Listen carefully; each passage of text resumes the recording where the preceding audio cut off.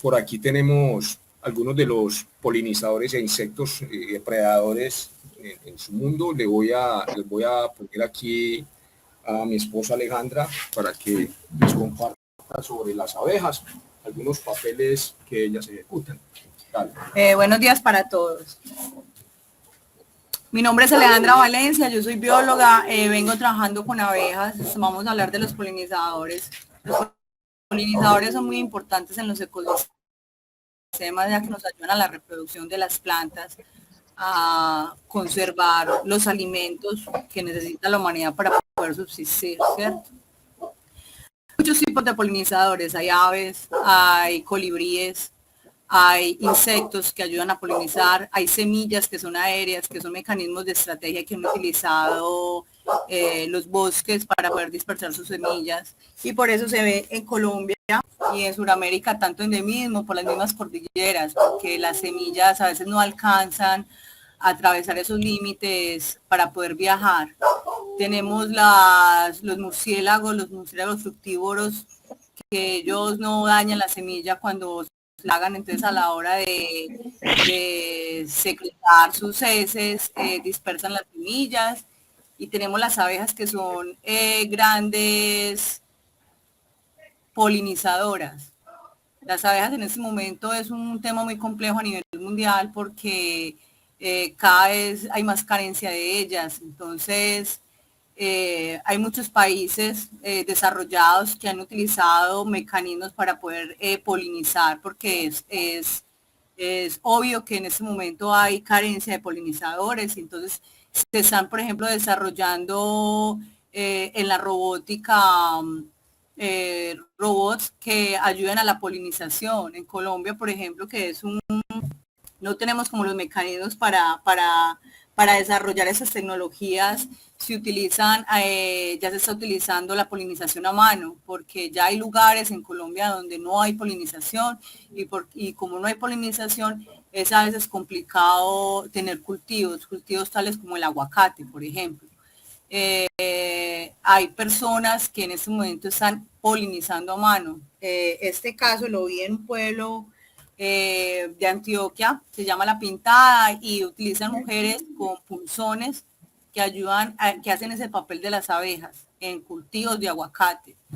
Entonces es claro la preocupación que debe, y la importancia que se debe tener frente a este tema. Colombia es muy diversa en abejas. Las abejas de nosotros son abejas tropicales, son abejas que no tienen presencia de aguijón, pero también contamos con abejas con presencia de aguijón, que son abejas asiáticas, europeas y africanas. Estas abejas, como hablábamos anteriormente, se utilizó el Amazonas como un laboratorio para experimentar, como muchos casos que se han hecho en el mundo. Utilizan el Amazonas como un laboratorio. En los 90 se utilizó para sacar un nuevo tipo o sacar ejemplares de especies que fueran más óptimas para la polinización, y se trajeron las apis, que son abejas que tienen aguijón. Se trajeron al Amazonas y hubo creo que un accidente y ellas se dispersaron, y ahí empezó la dispersación de la apis, tanto en Colombia como en los otros países. Entonces, estas abejitas ya están acá, son también muy importantes, son abejas que viajan más que las mismas tropicales. Estas abejas pueden viajar 30, 40 kilómetros.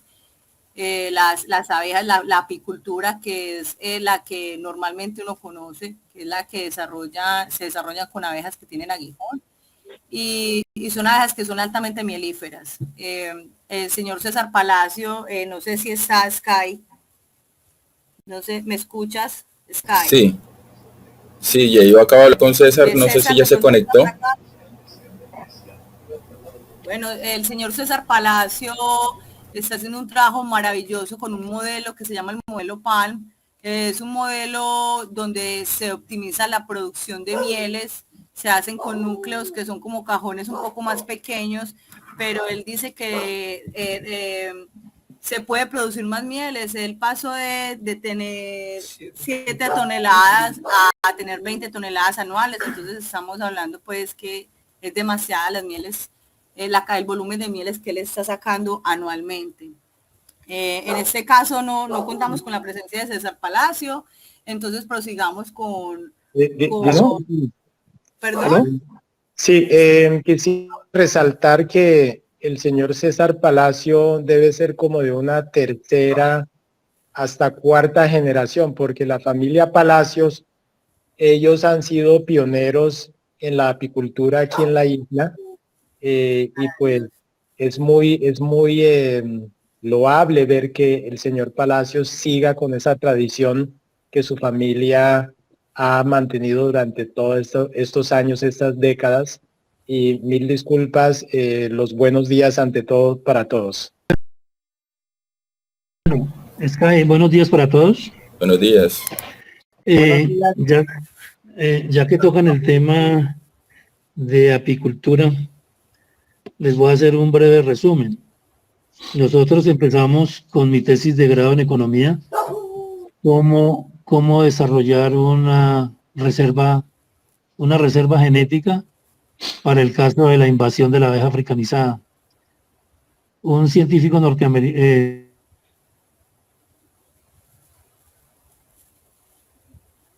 Se le fue. César.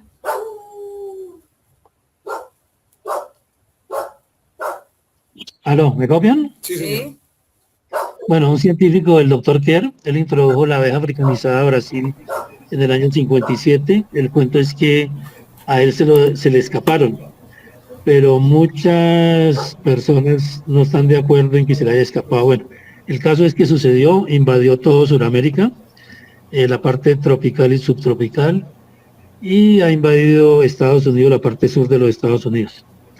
Nosotros hicimos tesis de grado en economía, cómo contrarrestar los efectos de abeja africanizada, construyendo en San Andrés una reserva genética, o sea, un criadero de reinas europeas puras. Esa fue mi tesis, nos graduamos cuando obtuvimos la primera producción de reinas vendidas al continente, madres puras. Ese es nuestro trabajo, nosotros producimos madres puras, seleccionamos hacia la alta recolección de polen, la heredabilidad en polen como selección es alta, entonces podemos ir seleccionando de madres de alta selección, podemos sacar iguales o un poco mejor. Bueno, hicimos recorrido de polen de 365 días para conocer la curva del año, eso lo hicimos en los 80, llevamos muchos años en este trabajo. Nuestro trabajo se ha dirigido más hacia el sentido productivo, empírico, científico. Para mí el apicultor es un empírico científico porque es un observador permanente de sus abejas, del comportamiento y de sus interrelaciones ambientales. Entonces tenemos muy claro, muy definido que nuestras reinas son de alta recolección. Nosotros le vendemos reinas a Costa Rica hace 35 años. Ese es como decir nuestra carta de presentación, porque si fueran malas, no hubiéramos repetido durante 35 años a productores de reinas. Nosotros le vendemos las madres. De 10 años para acá entró Ecuador y Venezuela. Entonces, ese es como dice nuestra carta de presentación. Producimos material genético de abejas reinas europeas puras, italianas, como decir entre comillas. En la evolución del proyecto, cualquier día me encontré con un artículo de Michael Palmer. Michael Palmer es el gurú de la apicultura norteamericana. Lo leí 500 veces, no lo entendí.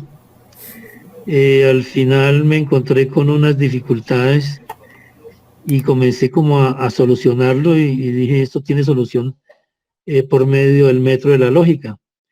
Me puse a pensar que yo tenía un metro de lógica y ese metro me tenía que ayudar a solucionar los problemas de sobrepoblación que habían dentro del compartimiento núcleo.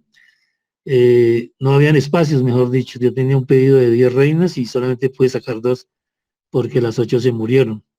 Entonces fue cuando comencé a tratar de encontrarle solución y deduje que había que hacerle preguntas al núcleo, qué no cabe ahí o qué no debe estar ahí.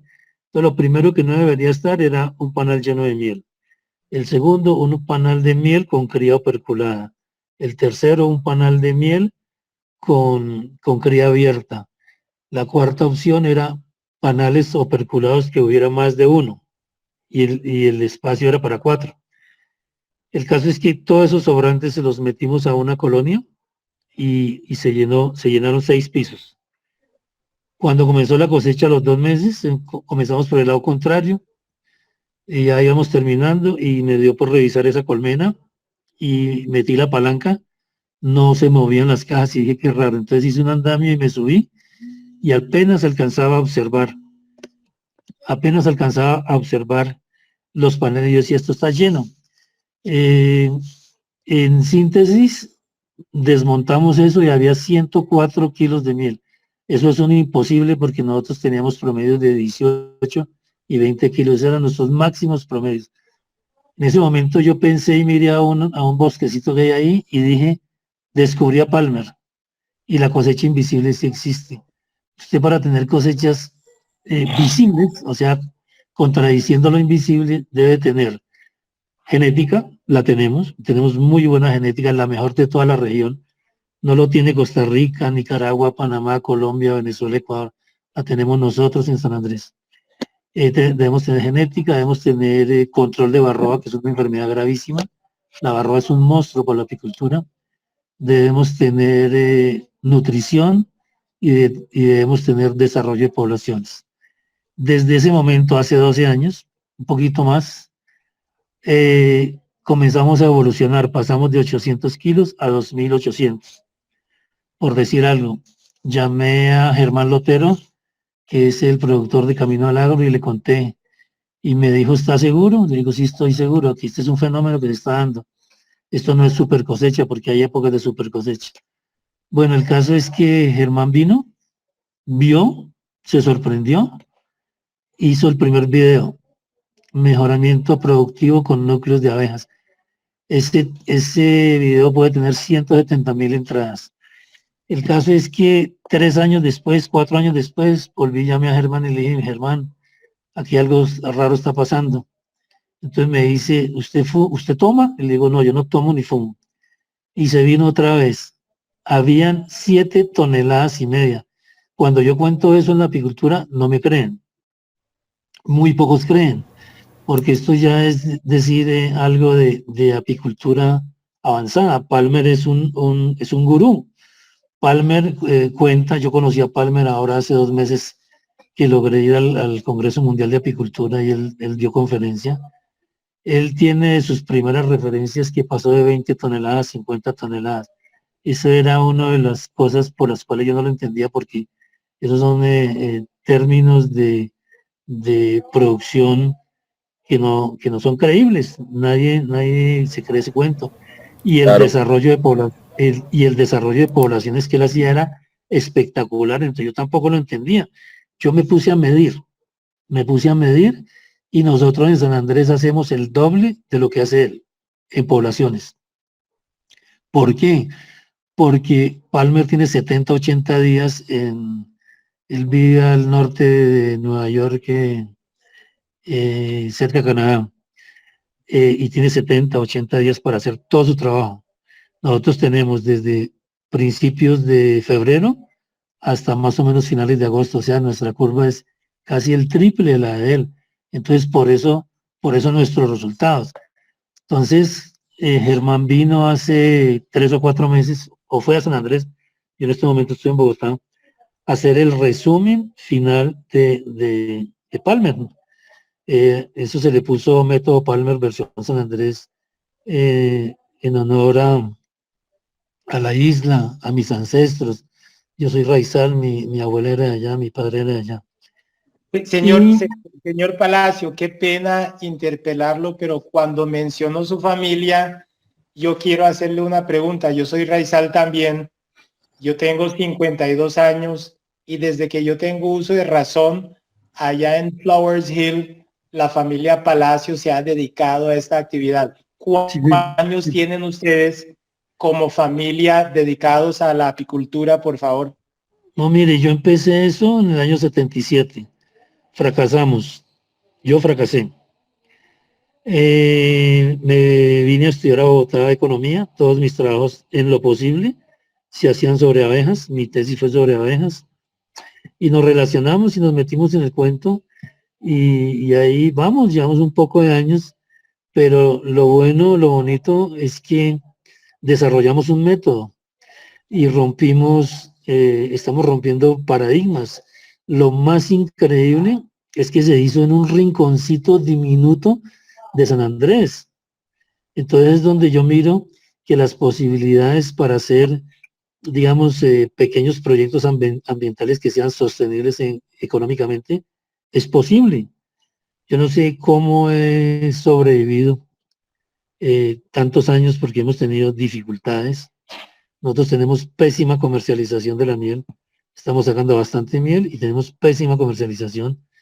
Las instituciones no nos miran, no se preocupan o no saben nuestras preocupaciones. Ellos cumplen con tareas de escritorio, pero no hacen abstracción de los problemas que podemos tener los pequeños productores. Por eso es que no hay más, y por eso es que la pobreza se está multiplicando en la isla. Yo pienso que allá deberían existir proyectos, digamos, en diferentes actividades como el mío, 30 o 40 proyectos, pero no miran qué es el futuro ni qué es el desarrollo, hablando de sostenibilidad y de que hacemos parte de una reserva de biosfera de la humanidad. Hay un caso que es terrible. A mí me parece lo más terrible que le puede ocurrir a las islas, y es cuando fumigan. Una isla que es reserva de biosfera debería estar preocupada por estar haciendo investigaciones y prácticas en control biológico, y ya existen personajes, para mí son personajes. Hay una niña de apellido Maspoli y un muchacho Guerra, él tiene ya doctorado. Ellos descubrieron la notonecta, que es un bichito que consume larvas de los zancudos. Entonces no me explico por qué la corporación ambiental no se ha preocupado por buscar respaldar investigación científica con estos dos muchachos y adicionarles equipos, laboratorios, no necesariamente en la isla, en otras partes de Colombia o del mundo, y desarrollar ese encuentro científico que ellos obtuvieron. Claro, es que eso es parte de lo que, qué pena te interrumpo, José, César, perdón. Eso es parte de lo que, por lo cual se está creando este espacio. Como decía en un principio cuando iniciamos la reunión, lo que buscamos a través de este espacio no es decir, no es que Coralina está haciendo este evento, o fulano está haciendo este evento, o esta entidad está haciendo este evento, sino que lo estamos haciendo personas que nos preocupa nuestra reserva de biosfera, nos preocupa el futuro de las islas. Entonces lo que estamos buscando es crear como un colectivo de empresarios, de emprendedores, de personas que aman esta isla y que ven que perfectamente se podría, con la ayuda de algunos programas o algunas convocatorias, no tiene que ser ni siquiera a nivel local, sino a nivel nacional o internacional, podríamos realmente encontrar un doliente o una persona que empiece a dar ese paso a favor de darnos algún tipo de ayuda, asesoría, y poco a poco en el camino encontraríamos, creo yo, juntos, entre todos haciendo bulla, creo que es mejor, pero si lo hace uno solo, como claro, lo hemos venido haciendo, es más difícil. Muy difícil. Yo quiero decir algo. Nosotros no vinimos a este mundo, a esta vida, a producir dinero. Nosotros vinimos a ser sostenibles. Y ser sostenibles no es aguantar hambre, ni construir pobreza. Nosotros podemos ser sostenibles con pequeñas, digamos, unidades productivas en el campo de lo ambiental, pero con respaldo interinstitucional. Aparte de interinstitucional, que tenga cerebro, porque a mí me parece que nuestras actividades no tienen un cerebro superior que nos estén apoyando. Nosotros no podemos salir, por decir algo, a una feria de 2 o 3 días a vender 200.000 pesos o a ganarnos 200.000 pesos, porque tenemos unos costos. La simple salida nuestra tiene unos costos. Entonces, estamos saliendo es como a justificar la propuesta de la institución. La institución, como dicen, va a sacar a lo que a hacer creer que ellos son los que están haciendo las cosas y resulta que no. El que el que la está haciendo está asumiendo demasiado esfuerzo, demasiada responsabilidad, demasiado gasto. Total. Bueno. Entonces hay otra cosa importante. Entonces cuando uno dice esas cosas, entonces se ofenden porque no están pensando en lo que hay que pensar. Están pensando en ocupar el puesto y sostenerse en el puesto. Eso es lo que yo veo. Perdón, quisiera hacer una pequeña observación relacionada con lo que dice el señor César. Precisamente, si nosotros como personas independientes, individuales, somos dolientes y sabemos ya el contexto y la importancia de generar algún tipo de estrategias conservacionistas como colectivo ambiental, ¿cierto? Sin tener que depender de la autoridad ambiental ni de las entidades locales y regionales. Entonces hay una cantidad de recursos que se pierden porque nadie los reclama por medio de proyectos. Entonces, en gestión de proyectos, esa es una de las ideas.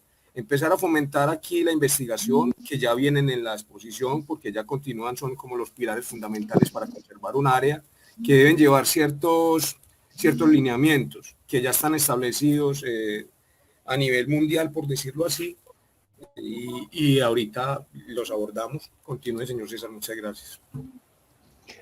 Con gusto, con gusto. Cualquier pregunta, pues aquí estoy dispuesto. Nosotros hemos recorrido mucho. Don César, una de las instituciones que está muy interesada en la preservación de la biodiversidad de la isla, en sus ecosistemas marinos y terrestres, es la Universidad de los Andes. Nosotros, mi familia y yo tenemos una posada y tuvimos la oportunidad de tener al profesor Juan Armando Sánchez. Si Nacor está allí. Nacor, ¿estás escuchando, Nacor?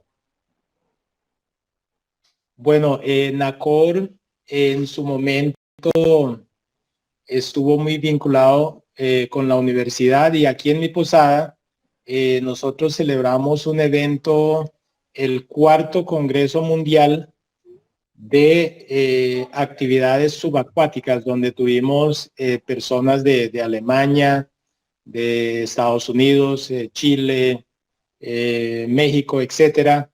Y Nacor fue uno de los panelistas. Me acuerdo que él dio una charla muy interesante sobre el mantenimiento de la biodiversidad marina.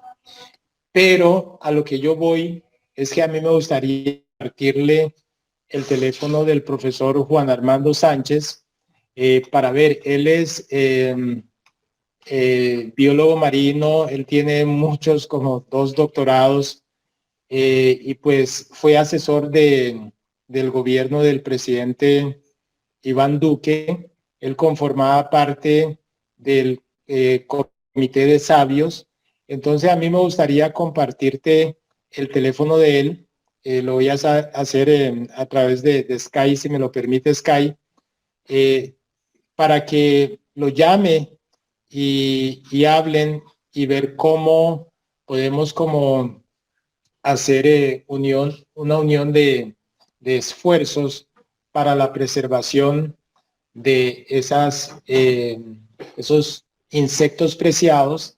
Y te cuento, yo vivo en el monte, mi posada está en el monte. Sky estuvo acá, ya ha estado en varias ocasiones y me sorprendió sobremanera que volví a escuchar las abejas.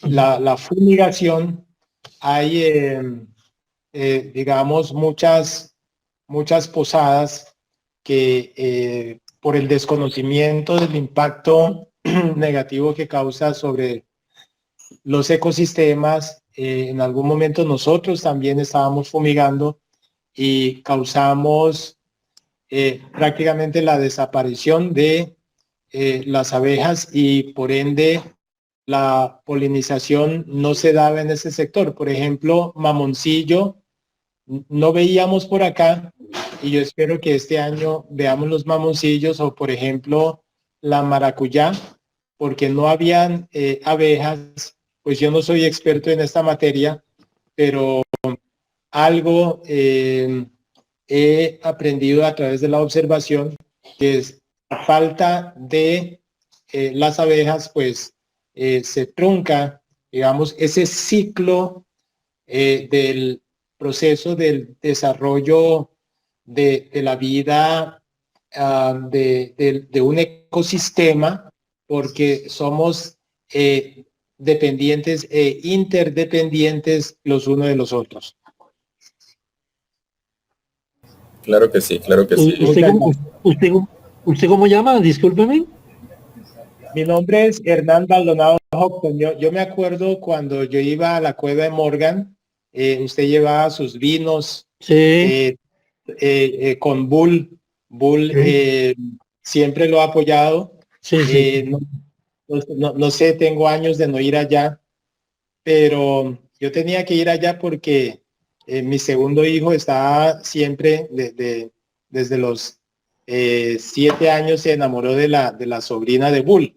Entonces él me decía, papá, lléveme a la cueva de Morgan, hasta que yo descubrí que era la hija de Jennifer, la sobrina de Bull, que se fue a Estados Unidos. Él Sí, iba a ver a la sobrina de Bull, y allá yo lo vi en varias ocasiones con sus vinos, con sus sí, productos, y es triste cuando uno mismo tiene un mercado que podíamos abastecernos de los productos suyos, que estemos como empecinados en utilizar productos que vienen de afuera, porque a veces esa mentalidad que tenemos de pensar que lo de afuera vale más que lo propio, o sea, tenemos que desarrollar ese sentido de pertenencia. Una de las cosas que me impactó mucho al visitar Jamaica es la actitud de los jamaiquinos. Yo los llamo los paisas del Caribe, porque ellos promocionan y promueven lo de ellos. Cuando uno llega al aeropuerto de Montego Bay, yo vi un letrero grandísimo que decía Big Dayad Large Abroad, promocionando lo de ellos. Entonces es imperativo que nosotros promocionemos lo nuestro a todo nivel, y apoyar esos emprendedores como usted, señor Palacio. Yo siempre creí que era Mr. Basti el que tenía esas cajas de, de la apicultura allá en Flowers Hill. Ahora me entero que es don César, que es usted, que los tenía allí. Y su familia, pues, para mí siempre ha sido muy especial. La doctora Palacio siempre nos ha acompañado como doctora de la familia. La gran amiga que yo tuve en Yuboni, que en paz descanse, siempre fue una persona especial como sí, era toda su muy familia. especial, era muy especial. Sí, era muy especial, siempre con una sonrisa, siempre vinculada a sus temas religiosas, como Raizal que fue, y su familia, la señora Palacio, que siempre está ahí Lucía, como, sí, en la primera Lucía. iglesia bautista, y usted, don César, en esa actividad tan importante que es la conservación de nuestros ecosistemas a través de la protección de las abejas. Muchas gracias. Bueno, yo quería hacer un comentario cortico. Nosotros en este momento tenemos o considero una dificultad porque el método que desarrollamos pues está reciente, está aprobado. Germán Lotero vino como a hacer un resumen de los 12 años de trabajo y creo que descubrimos, yo lo llamo, es un modelo espectacular, es la locura porque duplica producción, es una manera de hacer selección genética, tiene una facilidad de manejo, menor peso y en cualquier política de género, la mujer tiene la máxima posibilidad de hacer apicultura en proyectos 100% de mujeres, por la sencilla razón de que maneja la mitad del peso de la caja estándar. Entonces eso se convierte en algo que es la locura, productivo y demasiado eficiente. Hablando con Michael Palmer, que nos encontramos en Santiago de Chile, en el Congreso Mundial de Apicultura, él decía que él no utilizaba excluidor porque necesitaba desarrollar poblaciones. Resulta que yo utilizo excluidor, produzco más miel y produzco más población porque mi ciclo de recolección es más del doble que el modelo de él. Entonces tenemos una gran ventaja y en estos momentos se iniciaron unas conversaciones con Agrosavia Motilonia. Creo que eso queda como en el Cesar la sede para iniciar trabajos de transferencia de tecnología y de instalación. Ellos tienen unos modelos, pero los tienen con abeja africanizada. Y la abeja africanizada no es un animal de producción.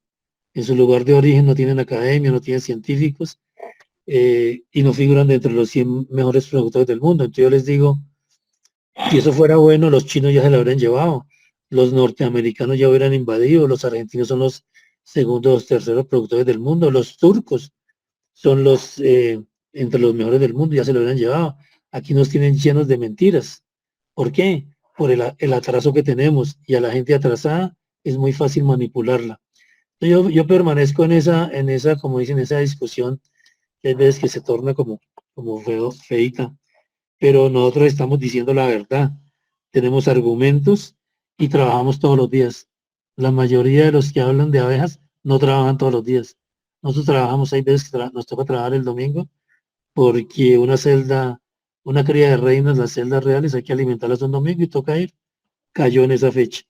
Bueno, yo creo que ya les he explicado más o menos. Lo único que faltaría es que ustedes pregunten. No más, les agradezco mucho el rato. No, César, muchas gracias a usted por su tiempo y por ahondar en temas tan importantes con su conocimiento. Muchas gracias por compartir. Entonces, cabe decir que es muy probable que los bosques que tenemos se los debemos a don César, los últimos bosques nuevos de 30 años hacia acá, de 40 años hacia acá, con sus niñas trabajadoras, sus polinizadoras. Quiero comentarle algo, discúlpeme. Mire, nosotros en la curva, en el estudio que hicimos, porque eso fue un estudio empírico, pero es válido, nosotros recolectamos polen 365 días. Después hicimos otro de 400 días, pero el Joan entró y dañó todo. Bueno, encontramos que hay un mangle que produce un polen que es espectacular y lo producen en altísima cantidad. Nosotros lo llamamos polen galleta, es aromático, amarillo, parece una galleta, delicioso. Entonces, en los manglares o ese tipo de mangle, que no sé cuál sea, tiene una polinización altísima por la traída de polen que uno ve. Entonces la abeja está muy dedicada a esos manglares que son parte, digamos, del desarrollo de la vida en zona costera. Interesantísimo. Entonces es otro método conservacionista. O sea, estamos hablando en el mismo lenguaje, que la conservación es lo más importante de la vida, incluso para los seres humanos, es la conservación de la biodiversidad y los recursos naturales. Por este tipo de métodos o de actividades se está haciendo doble propósito, porque estamos alimentando el crecimiento de los bosques. O sea, entonces vuelvo y te digo, les digo a todos que es posible que las actividades que se realizaron del año 70 y algo para acá nos tenga con tanta biodiversidad de flora. Pues ya lo lograron, y son precisamente las abejitas trabajando. Ellas vienen trabajando, no solo para recoger la miel, sino que hacen ese papel. Y no, muchas gracias, don César. Genial la información. Con gusto. No, resaltar un poco cuando don César dice que empíricamente ha venido trabajando, yo lo veo un poco más amplio que eso, porque para determinar la curva de crecimiento de un fenómeno se requiere mucha observación, se requiere mucho análisis y el uso de fórmulas estadísticas para poder determinar cuál es la curva de crecimiento de esa especie. En ese contexto, don César, yo veo que su trabajo es muy científico y que ahí tenemos que resaltar eso también porque ha utilizado métodos científicos para determinar un fenómeno que es el crecimiento de esa población. Por lo tanto, es sí, algo de empirismo, pero basado en métodos científicos comprobables. Muy bien. Muchas gracias. Muy bien, con todo gusto. Entonces, si considera, señor Sky, continuamos con las temáticas. Dale, perfecto, esa es la idea. Sigamos adelante y vamos viendo cómo se va desarrollando. Todo esto se relaciona, todo lo que venimos hablando desde la primera diapositiva, o sea, se relacionan tanto los polinizadores como los mismos mamíferos, como los crustáceos, moluscos. Si todo esto se relaciona en pro de una misma dinámica ecosistémica, que es este lugar, que es la importancia de conservarlo y de generar algunos proyectos o gestionarlos a como de lugar, sea privado o públicamente, aunque a veces hay muchas dificultades por la cuestión de la gestión de proyectos con recursos públicos, es por la parte de que se politicea, pues es muy difícil en algunos lugares que sabemos que uno tiene que ser amigo de alguien para poder entrar a presentar un proyecto, que eso es algo muy triste.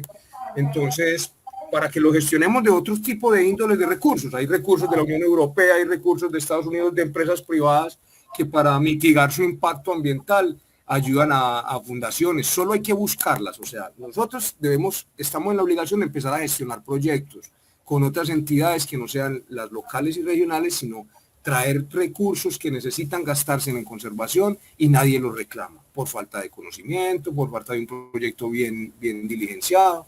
Y para eso vamos, pues este tipo de actividades precisamente es para generar un colectivo, que sumando los conocimientos de todos los que vemos presentes o que estamos interesados, podamos lograr romper paradigmas, como decía el señor César. Nosotros no podemos quedarnos pensando que como vienen las cosas vienen bien, no, aquí falta generar cultura de autoabastecimiento, no depender, generar innovación interna, no tener que estar trayendo cosas de afuera, de mala calidad, despacio, se demoran mucho, se descomponen en el camino, etcétera. Entonces, bueno, continuando con la flora, que se relaciona directamente con las abejitas, entonces vamos a tener, y con los polinizadores, ¿cierto? Entonces vamos a dar un pequeño resumen de qué tenemos aquí en San Andrés en cuanto a la flora de la región insular, que también es digna de conservación, ¿cierto? Es digna de la importancia porque es altamente necesaria. Todo depende, una cosa depende de la otra. Desde el mismo insecto depende de la planta, como los mismos alimentos y las frutas. O sea, ahí está todo relacionado. Si no hay polinización, no hay frutas para las aves. Si no hay frutas para las aves, o sea, es una cadena que hay que conservarla. Detalles tan simples y tan mínimos como ese.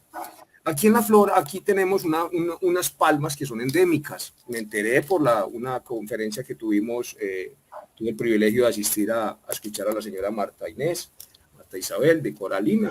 Unas plantas endémicas que son de importancia mundial. No solamente existen aquí, bajo las condiciones de este pequeño territorio. Aquí tenemos unos nombres pues de las más representativas, ¿cierto? Son muy comunes aquí, que esa es otra cosa, que si una especie sea común no quiere decir que no haya que cuidarla. Es que hay muchas, pero esto es un lugar muy pequeño y solamente existen acá.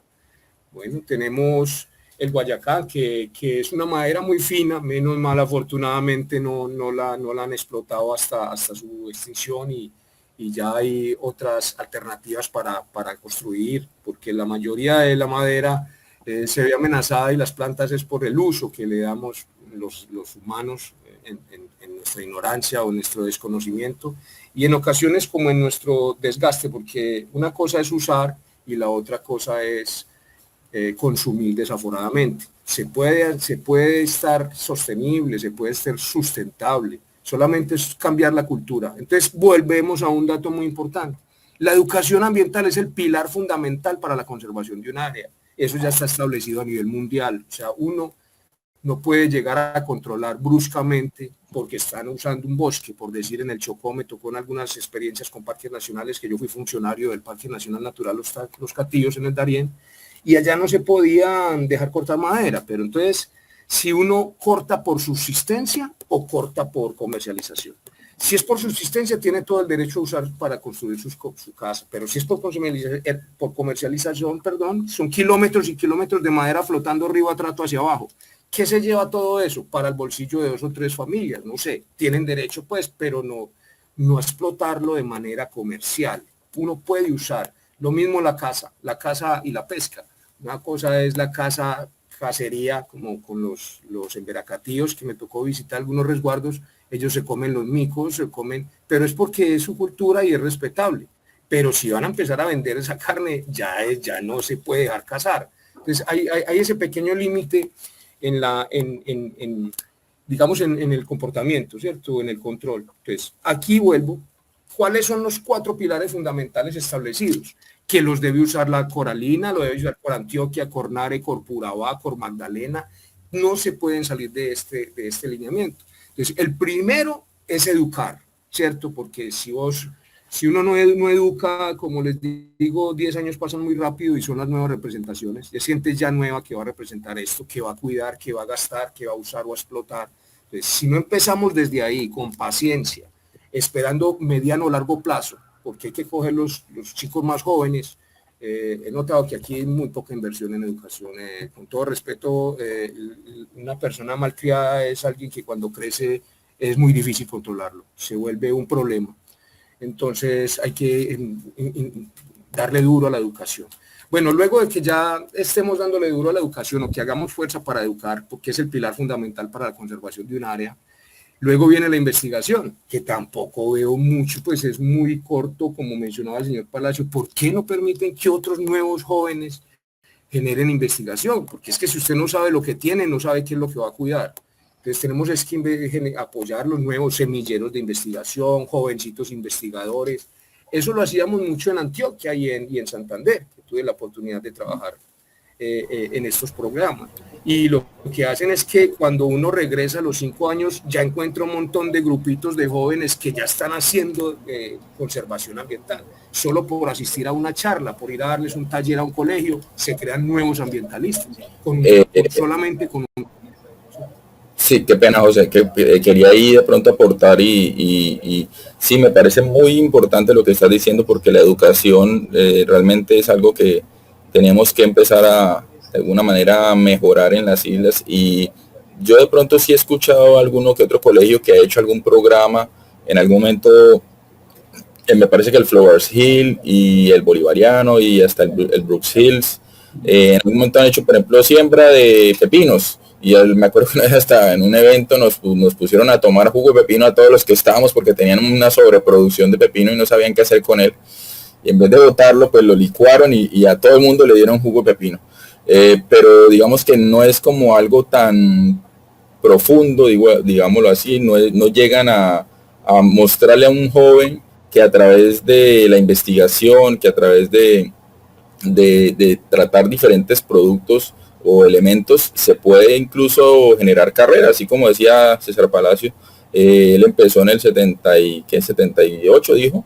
Yo ni había nacido. 77, yo ni había nacido en esa época.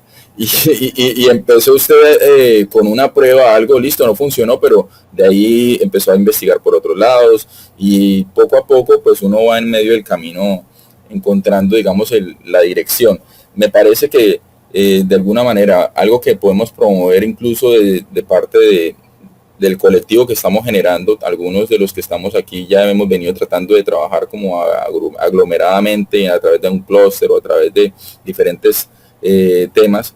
Ahí, por ejemplo, con Fontur hay un apoyo hacia las empresas que hacen conferencias, que hacen festivales, que hacen temas donde se genere esa parte de aprendizaje. Entonces, podríamos de pronto, como decimos, empezar a ver si podemos hablar con universidades, si podemos hablar con instituciones donde algún experto o algunos expertos puedan, digamos, vincularse a esta campaña.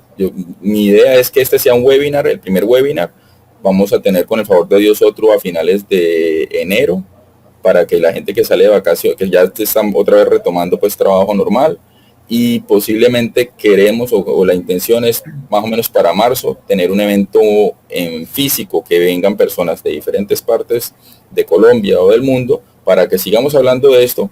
Y allí un modelo similar a ese puede ser para jóvenes que están graduándose de colegio, para que asistan de diferentes ciudades a este tipo de eventos, donde puedan ver de pronto algún modelo o algún tipo de proyecto que pueda ser sostenible para ellos, que pueda convertirse en su carrera, en su trabajo, en su proyecto de emprendimiento, etcétera, y se convierta también a la vez en un tema de generar turismo para San Andrés, porque si ellos vienen acá por una semana y se dedican a estudiar, y luego de pronto vamos a hacer una investigación, vamos a ir a donde del señor César a ver las abejas allá y a interactuar con ellas, y vamos después al jardín botánico y vamos a este otro lugar, al mangle, donde vamos a ver las especies. ¿Sí me entienden? En la medida que vayamos generando ese tipo de espacios, se educa a la gente y se genera un tema de investigación, de monitoreo. Eso creo que va a permitir sustentar de alguna manera económicamente lo que queremos hacer, algo así. Perfecto, Sky, tienes toda la razón. Sí, o sea, si uno no crea nuevas generaciones, si uno no las, digamos, si uno no educa, ya después no va a ser control y vigilancia, solo depender que vamos a cuidar una área de esa punta de control y de represión y de que la policía no lo deje pasar. No, primero edúquelo y bueno, tiene sentido. Entonces ya pasando, ya luego la investigación, que es lo que hablamos de los, digamos, generar nuevos semilleros de investigadorcitos, jóvenes investigadores, promocionar ese tipo de actividades, que no las actividades no sean irse para un pick-up a escuchar música a todo volumen, a tirarse en botellas, a consumir cosas, no, es una nueva forma, pero está en manos es de los adultos, que son los que tenemos que generar el nuevo San Andrés, por decirlo así. Hay que generar un nuevo San Andrés, una nueva cultura, y eso no lo puede hacer una o dos personas, eso lo tenemos que hacer es los dolientes y los que crean.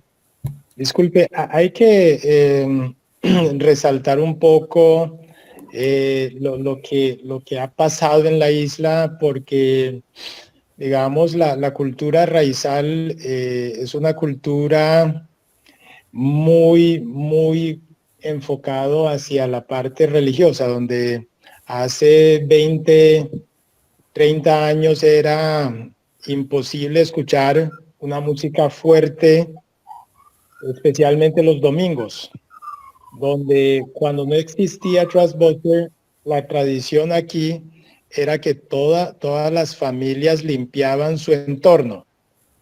La isla era mucho más organizada, mucho más limpia, pero desafortunadamente nosotros no vendimos nuestra cultura a los que llegaban, que no tenían esa cultura.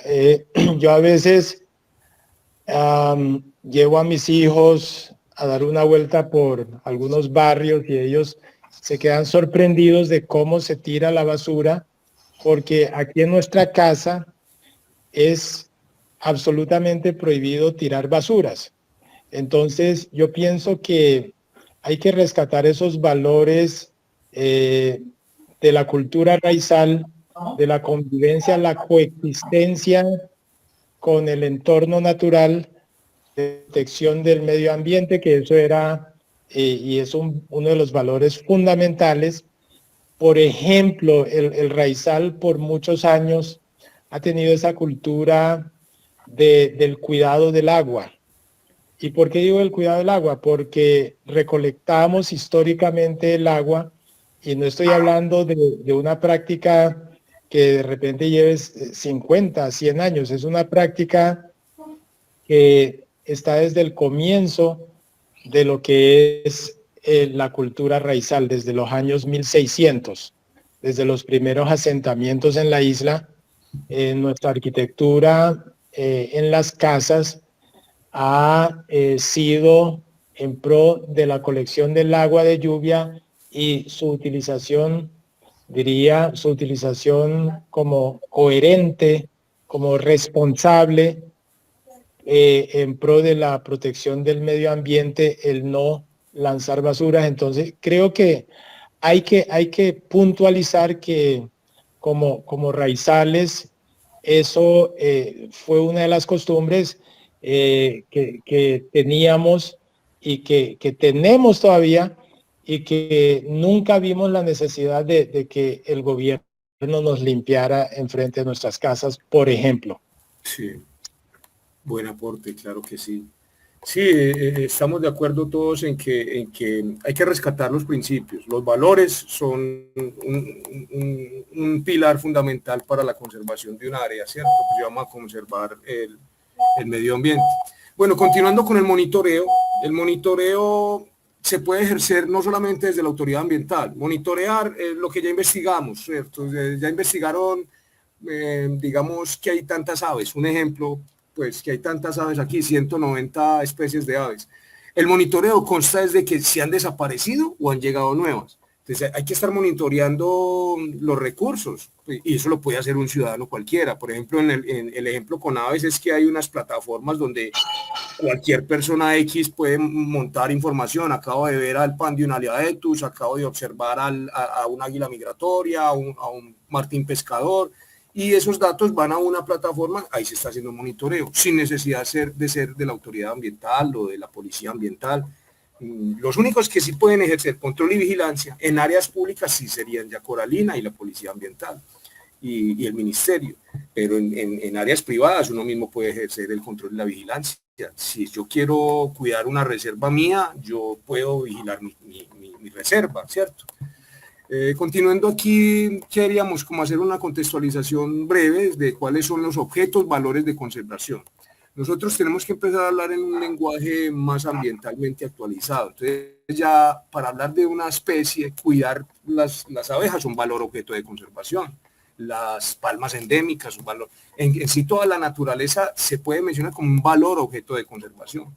Entonces, hablando de los libros rojos, tenemos que, son unos listados internacionales, importantísimo porque ahí es donde generan presión a cuidar, ¿cierto?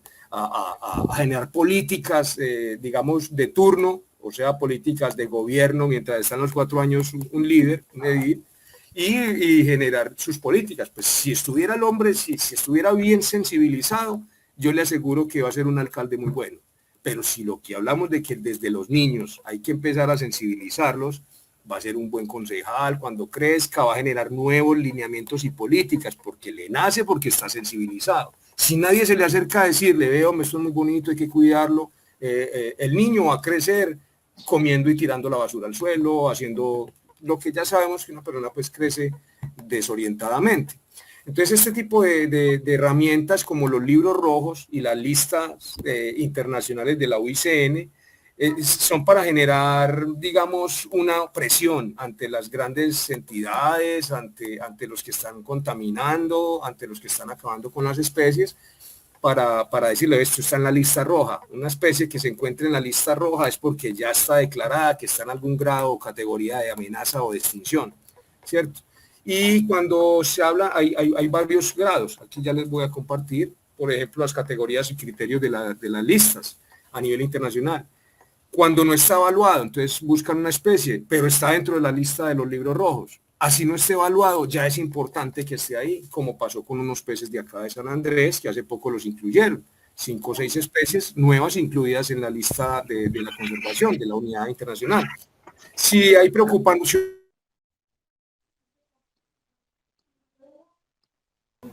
Aló, parece que se les fue el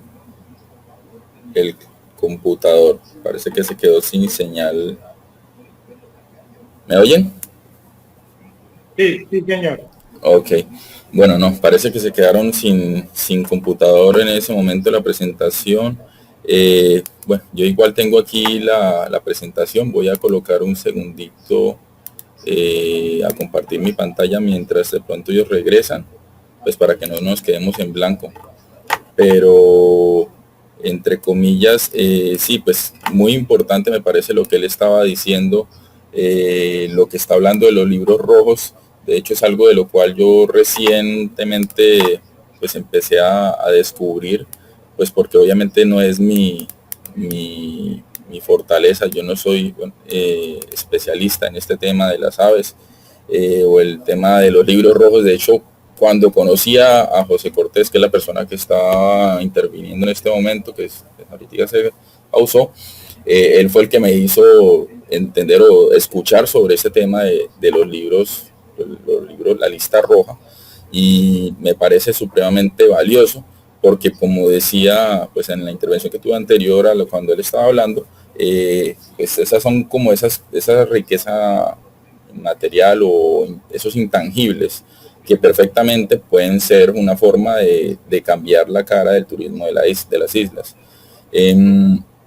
Por ejemplo, en algún momento estuve en una conversación, en una reunión con Fontour, y nos daban el ejemplo de, por ejemplo, cuando anteriormente se iban para África a hacer cacería de leones, y sí, pues era un conglomerado de personas, iban a matar sus leones y otros animales, y regresaban con pues, las cabezas de los animales, etcétera.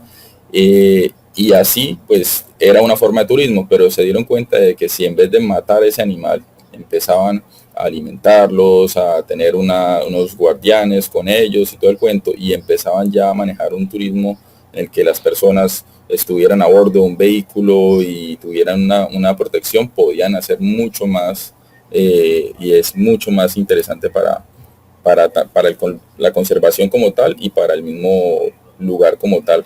Entonces, creo que como ese ejemplo de África, nosotros tenemos actualmente hongos, tenemos plantas, tenemos peces, tenemos pájaros, tenemos diferentes animales que pueden ser como objetivo para turismo incluso.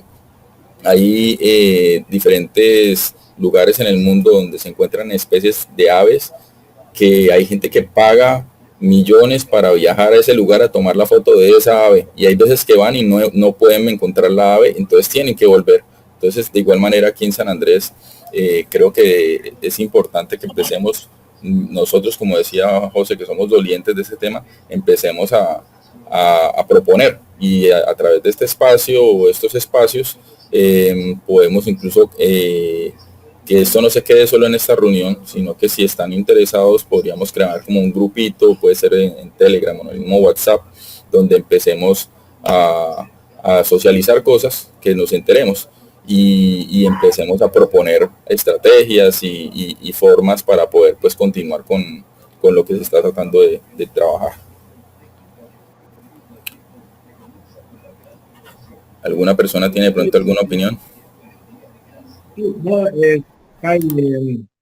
efectivamente, estos procesos tienen que partir desde el individuo, donde una persona se percata de que hay una necesidad de corregir una tendencia negativa en una sociedad y empieza a trabajar desde lo individual para que esa iniciativa sea replicada en la sociedad mediante el liderazgo asertivo, efectivo, con propósito, donde si nosotros miramos a través de la historia de la humanidad, son individuos que empiezan a generar ese factor de cambio en las sociedades.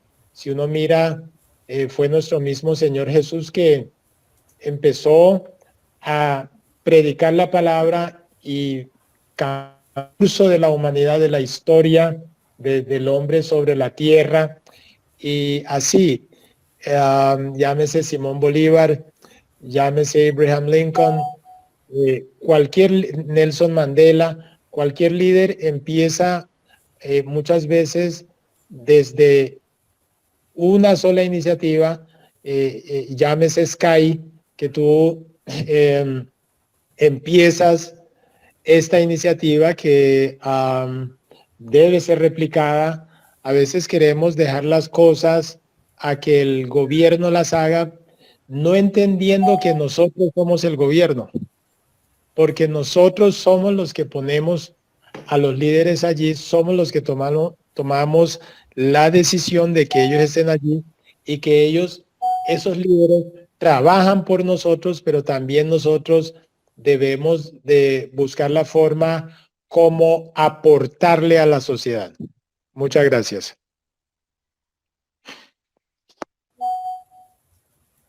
Sí, bueno, qué pena, se me cayó la señal ahí, me disculpan. Bueno, continuando, Sky, ¿puedes bajar la otra diapositiva, por favor, ya que estás compartiendo? Bueno, sí, aquí están los criterios o categorías de grado de amenaza, por decirlo así, o de grado de una especie. Entonces ahí podemos ver que si no está evaluado, pero ya está dentro de las listas de la UICN, ya es un valor objeto de conservación, ya sería un punto interesante o una necesidad de conservación por su calidad y su papel que juega en el ecosistema. La siguiente, por favor, Sky. Bueno, si vamos a hablar de bioindicadores, estamos hablando de que el calentamiento global ya es un hecho, ya lo tenemos, ya prácticamente ya está ocurriendo, ya es una cosa muy grave lo que está pasando en los polos. El agua salada no se congela, entonces los polos son una reserva de agua dulce y esto al derretirse esta agua dulce va a generar un proceso de desalinización. Las corrientes termoalinas que necesariamente necesitan la sal se van a ver afectadas, van a enfermar especies, van a empezar a morir especies y va a morir y a desaparecer. Y todo esto está muy grave, la situación es muy grave y los medios de comunicación no dan esa información completa. Desafortunadamente a nadie le está importando pues, lo que está pasando, pero ya por ahora, digamos lo que hay que cuidar lo poquito que tenemos y ya es un hecho el calentamiento. La siguiente por favor. Algunas, Sky, la anterior, eso. Bueno, entonces, ¿qué conclusiones podemos sacar aquí como equipo? ¿Qué hay que gestionar? O sea, es altamente necesario gestionar. La gestión es lo único que nos puede ayudar a lograr los objetivos y las metas conservacionistas. La gestión significa proceso administrativo, entonces vamos a administrar para movernos, como decía el señor ahorita, que el mismo gobierno, nosotros mismos somos los que componemos una sociedad. Entonces, si está en manos de nosotras con este tipo de actividades, estamos haciendo movimiento ambiental. Esto es activismo, esto es un colectivo. Y con los diferentes conocimientos que tengan los participantes se pueden lograr gestión de proyectos en muchas áreas y de verdad no tenemos que depender solamente del turismo, aquí hay muchas actividades que se pueden hacer sin depender de afuera, sin depender de productos de afuera, lo mismo los alimentos, me quedo impresionado porque hay zonas rurales que están aptas para cultivos y agropecuaria y nadie hace nada. O sea, prefieren irse a ganarse, no sé, 10, 15 dólares en la playa o a trabajar, digámoslo, muy desenfocadamente, teniendo unas fincas donde pueden cultivar, donde pueden recuperar cantidad de situaciones y de actividades agrícolas, agropecuarias, que son necesarias, que son comida sana, y estamos dependiendo pues de productos demasiado elaborados del interior, con cantidad de cosas cancerígenas, y no nos importa, la gente continúa consumiendo, el mundo consumista, sin detenerse a pensar un poquito en que estamos gastando más de lo que necesitamos, estamos acabando con la naturaleza de manera muy rápida, para cosas que a veces no son tan necesarias, y en fin.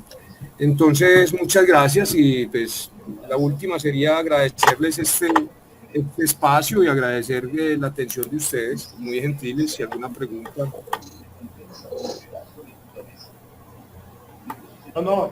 Muchas gracias a ti. Realmente generar estos espacios es vital, donde uno intercambia conceptos, ideas, estructura, planes, proyectos a través de estrategias y tácticas para enfrentar los retos que este mundo trae. A medida que hay un avance en la parte de la ciencia, conlleva retos que se presentan, ¿no? Cuando se creó el plástico, para la sociedad era una cosa súper importante, pero no se pensó en cómo, digamos, hacer la disposición final de ese material. No se pensó tanto en eso, cómo vamos a hacer la disposición final de ese material para que no...